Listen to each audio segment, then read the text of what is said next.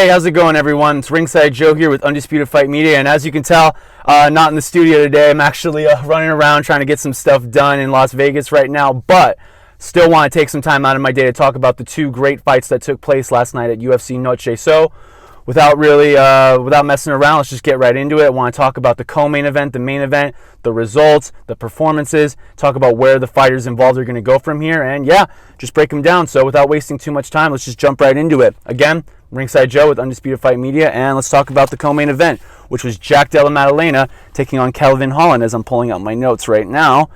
So yeah, this fight, I think most people were anticipating this fight to be a war, barn burner type fight. It never caught that type of traction, but overall, I thought it was still a very good fight and two solid performances from the participants involved. So, getting into it, Jack Della Maddalena was starting this fight, as one could assume, on the front foot, trying to walk down the longer, taller, lengthier fighter in Kevin Holland. Holland, of course, using his reach and fighting at distance, throwing out his jab, using front kicks to offset Jack Della Maddalena's forward momentum, trying to keep him at back. One thing that I noticed off the beginning was Jack Della Maddalena was trying to close that distance by coming in with combinations and throwing wide hooks with Holland. You know, there would be times when Kevin would be jabbing him at range, but Jack would just be ducking, slipping and sliding, popping his jabs, and sometimes he would blitz forward with combinations in order to close the distance on Holland. A really good strategy by him. One thing I noticed that Holland was doing that I wasn't really a fan of was I felt like he was giving Jack too much respect and allowing Jack to pin him against the fence, and that's when Jack, I think, was doing his best work. Holland caught Jack on a few occasions in the first round with some straight right hands that were just getting to Jack at the very end of the punches. But like I said, Jack did a really good job of not letting those shots hit him too much, using his guard to block a lot of them. And yeah, when he had Holland lined up against the fence, he would blitz in with combinations, throw good hooks to the body and everything. That's, I think, the biggest takeaway I have from this fight with Jack Della Maddalena's performance was he threw really good body shots once Kevin Holland was up against the fence and all that. And yeah, like I said, Holland, nothing too crazy or dynamic, just like throwing his punches at distance, catching Jack with the odd right hand and the front kicks every now and then. But overall, I thought Jack was in control of the first round. I thought he won the first round. And going into the second round, Holland was starting to roll some of the punches better with his shoulders. You know, Jack would throw, Holland would use his shoulders to block, take some of the sting off him. One combination I took note of in the second round that Jack did really well was he threw a 1-2 to the body, and once that Kevin Holland had his back against the fence, he would come up with that right-left hook over the top. And that shot, I think, was getting to Kevin Holland quite a bit. So Jack was doing his thing, using those combos to back up Holland and all that. And second round, kind of more of the first round, pretty cagey. Both guys had their success, but overall, I thought Holland did a little bit better in that round. You could have gave it to him. I personally think I gave the round to Jack, and yeah, no, it was very nip and tuck in the second round. Going into the third round, the fight was somewhat close. Both guys' corners fought that the guys were 1-1 going into it, and that somebody needed to make their mark on the fight. And to be honest, the third round kind of started the same as the first two. Very cagey, very nip and tuck. But I felt like towards the midway point, Jack finally said enough of this, stepped on the front foot, kept pressing Holland a lot more than he was in the earlier rounds. And yeah, I thought Jack Della Maddalena just closed the fight stronger. I thought he landed the better, harder punches. One thing that should be said about this fight was that Kevin Holland actually threw more, but he didn't land nearly as much. Jack Della Maddalena kept the punches tight, kept everything precise, and I was just impressed with his patience and precision in this fight. You know, I think he landed at like a 60% connect percentage. That's very good. If you're landing 60% of your punches, I'm sorry, in a boxing sense, I think you deserve to win the fight. Holland didn't really engage much in the grappling or any takedowns. I think he attempted one, but Jack was able to stuff it and crack him with some left hooks after that, and it kind of discouraged Holland from wanting to continue to shoot takedowns on Jack. So, cagey fight, good performance by Jack Della Maddalena, but not a total dominant performance. But that's okay. He was in against a top 15 guy who really was who was hanging there with them. You know, wasn't outclassed by any means. And yeah, Jack Della Maddalena won the fight on a split decision. One judge actually was able to give 2 rounds of the fight to Holland. I personally didn't see that happening, but you know, it's the judges, man. We never know what's going to happen with them. But yeah, Jack Della Maddalena was able to prevail with a split decision, and Where does he go from here? Honestly, I don't know. He's been calling for a fight with Vicente Luque, of all people, for a very long time, and I'm honestly a fan of that. I would like to see the UFC try to make that fight next. You have other guys in the division, the likes of Shavkat Rakhmonov, Ian Gary, the up-and-comers, but I think the UFC is saving those three to reach the higher heights of the division before they want to throw each guy in there with one another. You know, they've got three really great prospects, like I said, with Ian Gary, Shavkat Rakhmonov, and now Jack Della Maddalena. I want to see these guys build, develop their skills a little bit more, and then fight each other once they reach the top rankings of the UFC welterweight division. But overall, good performance by Jack Della Maddalena. Good performance by Kevin Holland. I'm interested to see where he'll go from here. I want to see him in other big fights and everything. And yeah, good performance by both men. You know, they both really came and put on a good fight for the Mexican fans in attendance. And now, getting to the main event that took place at UFC Noche, you had Valentina Shevchenko, the former UFC flyweight champion in the women's division, taking on the new champion, Alexa Grasso. And boy, this was a really, really good fight. Really, really good. I thought there was a lot of similarities of the first fight in this fight. You know, I personally felt like this fight kind of just picked off right where the second fight left off, before the Alexa Grasso face crank submission in the 4th round. I thought it was very, very nip and tuck, very close, and the decision is something, honestly, I'm still having a hard time wrapping my head around. I want to maybe break it down a little bit more as we talk about the fight. But yeah, getting into round 1. So one thing I noticed off the bat in round 1 is that Valentina Shevchenko just seemed a slight edge ahead of Alexa Grasso. I don't know what it was. She just seemed a little bit sharper. Her punches seemed a lot crisper. Her placement was very good. And it just seemed like she was a slight step ahead of Alexa Grasso, who was walking forward with the high guard, bobbing and weaving, trying to set up her shots. But for the most part, Valentina was a slight step ahead, and she was also landing good kicks to the body, I think, which we're getting to Grasso a little bit. But shortly after Valentina was landing those kicks to the body, Grasso would be switching up her stance and everything, trying to not give Valentina the angle to want to throw those kicks at her ribs and everything. So that was a good adjustment Grasso made. But let's see how it went. So the round went on. Both girls were doing really good landing their punches. It was nip and tuck. Nobody landed a punch that was that significant in the round. But the biggest moment that I took away from the round was they ended up in a clinch. Valentina was able to trip Grasso to the mat, actually. And Grasso spent a lot of time on the ground in the very first round, you know. Wasn't the start I was thinking to do. I mean, I feel like she should have anticipated those shots coming in a bit more. She was able to stuff one, I think, prior to getting tripped up, but yeah, Valentina was able to get her up in that clinch and just was able to trip her and throw her on her back. And from that point, Alexa Grasso really spent a lot of time on the mat, which I wasn't really happy to see from her, you know.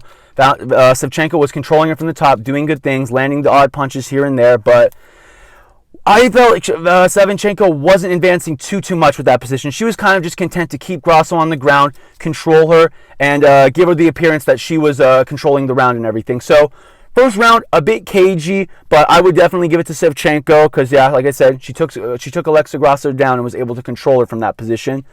The second round starts out. Shevchenko attempts another trip, but Grasso, being smart, is able to get her back to the fence, use that leverage, turn out of it, and get the fight back on the feet. So good adjustment by Grasso to be aware of where the fence was and use that object to get her way out of that clinch and avoid getting taken down. So after that moment, they go back into an exchange. Both girls are landing good punches, and then out of nowhere, as they're exchanging, Alexa Grasso connects on Valentina Shevchenko's chin with a good, crisp straight right hand, right hook almost and everything, and that punch sat Shevchenko down. At this moment, I thought, oof, the fight may be over. Grasso's going to pursue her and try to finish it. And she did.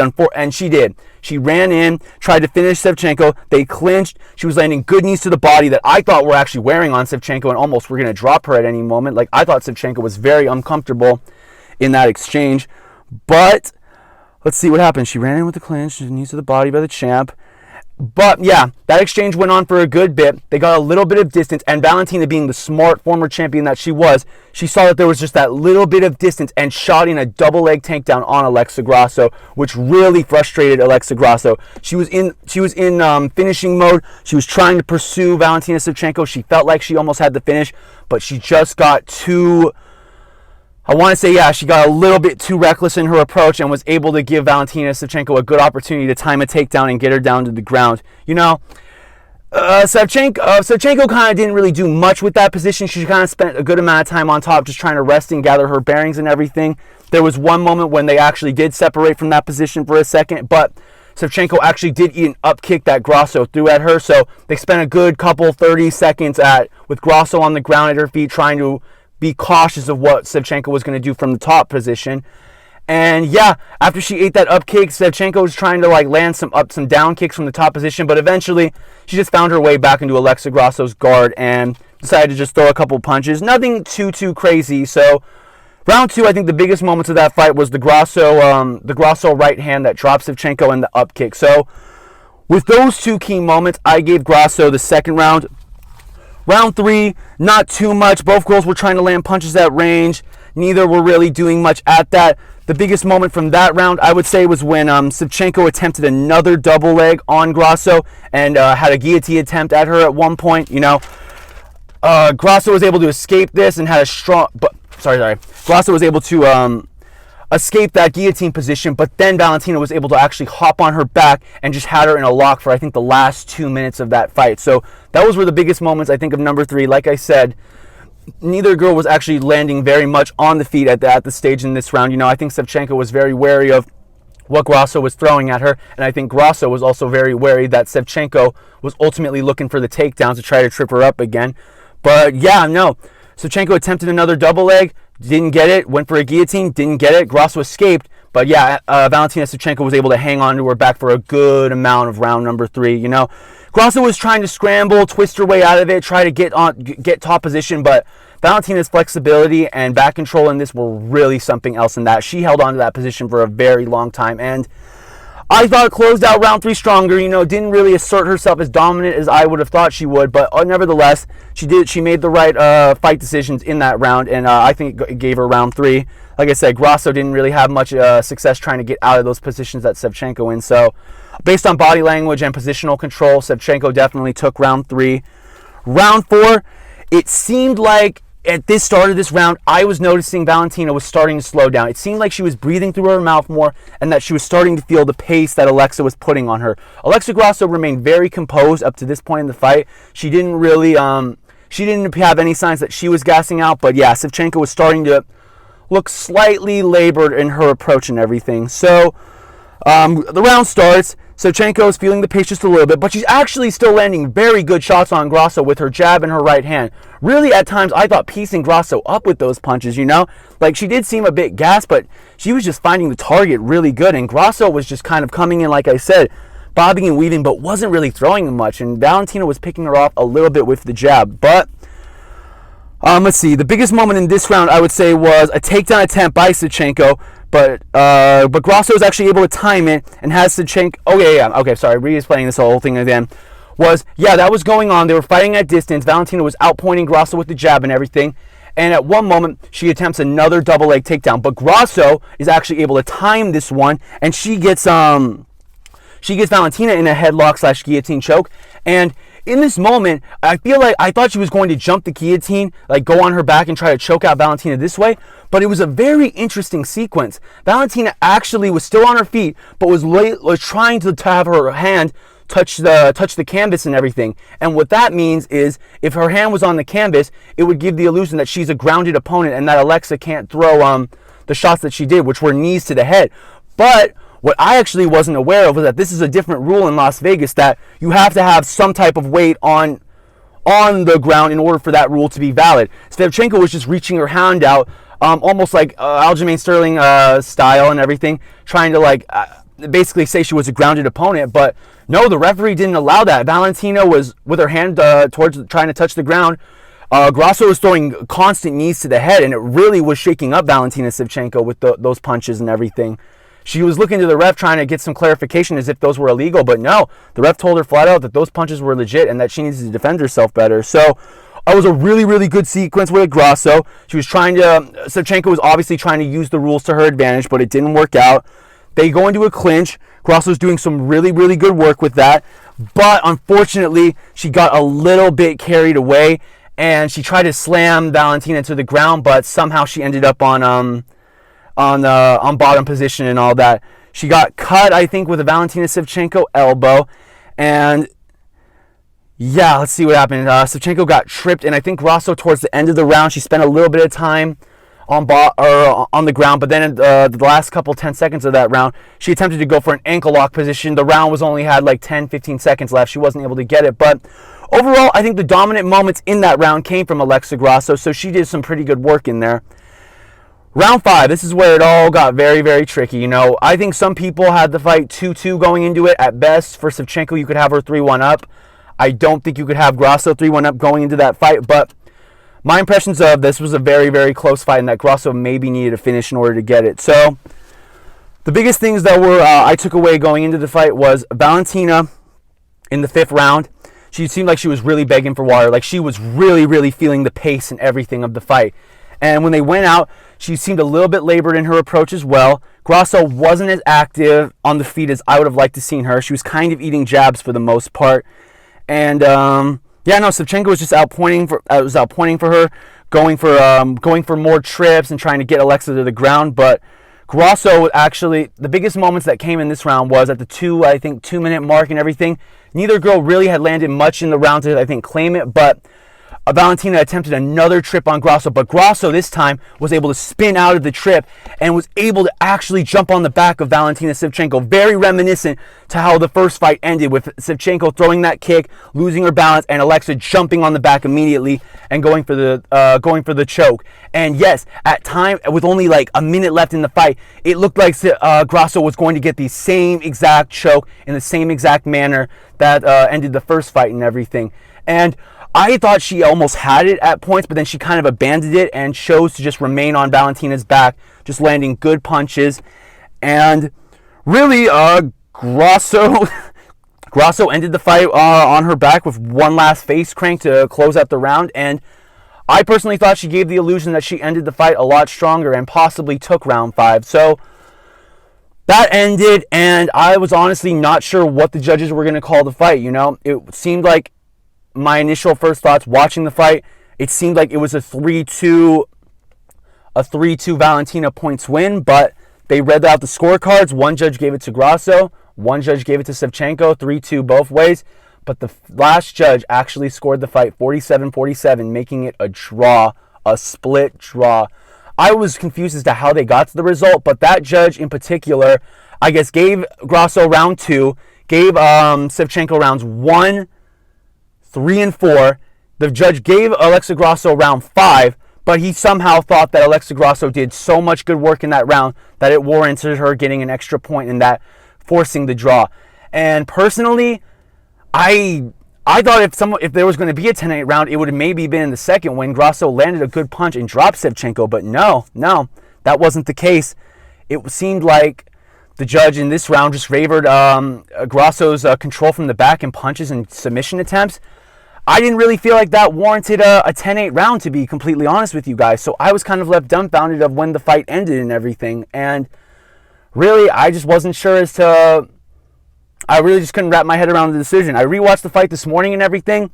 I kind of had some different impressions rewatching the fight. I thought Grasso did a lot better in her approach in that 4th round. I thought round 4 ultimately is the telling round of this fight, you know. I think you give Grasso rounds 2 and 5, you give Shevchenko rounds 1 and 3, but the 4th round in which that sequence happened where Shevchenko was getting kneed in the head and Grasso was able to have a good attempt at the takedown and all that, I think that was really the telling round that decided who won the fight. And I kind of maybe need to rewatch it a 3rd time to think who really won that round convincingly. But yeah, overall, I was very happy with the fight. It was a really good fight. Both girls came and put on a really good performance. And Alexa Grasso still remains the champion with that draw. You know, Valentina had a good performance and everything, but I just kind of, you know, it's weird because the draw somewhat kind of felt like a fair result. It just felt like neither girl really inserted their dominance in the fight and was able to just take it to that next level in order to win the fight. So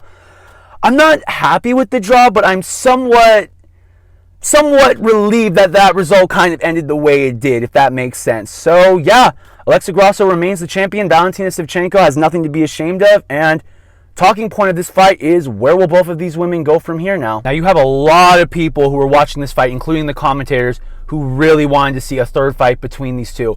Me personally, I don't want to see a third fight from these two just right now. You know what I mean? Valentina was the longtime champion. She had her immediate rematch last night, and I just think that, yeah, you can't just keep giving Valentina constant rematches. It's the same case with Israel Adesanya and Sean Strickland, you know? Israel had just won the belt back, and Sean Strickland was his first title defense in his new reign and already lost it. We can't be warranting automatic rematches for longtime champions after they've already had their second chance. You know what I mean? It kind of has to be a situation like Max Holloway and Alexander Volkanovski, where I feel like Valentina needs to go beat another contender or two in order to warrant her getting a third fight with Alexa Grasso. And again, there's another tricky part in this division, is that we have two women who have rightful claims to the belt at this point. You know, you have Erin Blanchfield, the young American woman who just beat Taila Santos not that long ago in Singapore, and you have the French woman Manon Fiorot, who just beat former champion Rose Namajunas in Paris not that long ago either. Both fighters put on very similar performances where I felt like neither girl asserted their dominance in either of their fights. Both kind of had their moments, but it was kind of cagey affairs that both had. And really, it's a toss-up as to right now as to who I think deserves the opportunity more, whether it be Blanchfield or Manon Fiorot. I don't want to see the UFC make a third fight between these two and then have Blanchfield and Fiorot fight for an interim belt. I have a feeling that's a possibility. They could go in that direction, but I don't want to see that. I want to see one of those two girls get the next fight with Grasso, and then I want to see the other girl take on Valentina Shevchenko in order to warrant who should get the next title shot at that point. Will it be Manon Fiorot? Will it be Erin Blanchfield? If you guys have a preference, just put them in the comments below as to who you guys think deserves to fight more, because I really can't call it between those two. Whichever of those two girls gets the next title shot with Grasso, I'll be more than content with. But overall, UFC Noche was a really, really good event. I'm happy the Mexican fans turned out, supported all their peoples on the card. It really seemed like a fun event. I really wish I could have been in attendance for this one, but hopefully we'll have more events to make it to in the future and everything, give some more footage, give some more B-roll, some more fight interviews hopefully at some point. But yeah, UFC Noche was a big success for the UFC, and I'm excited to see where all the participants and all the fights I just named will go from here. But yeah, really good event, and on to the next one, and we'll see what happens with everyone involved. But I'm Ringside Joe with Undisputed Fight Media. Thank you so much, guys, for tuning in. Next time, hopefully, we'll be back in the studio and not having to do this on the road. But no, yeah, this is a fun first experiment. Maybe I'll start trying to make some videos like this when I have some more free time and when I'm just out and about doing my normal day things. But I'm Ringside Joe, Undisputed Fight Media here. You guys have been great. Please like and subscribe, and I'll catch you guys all in the next one. Thank you.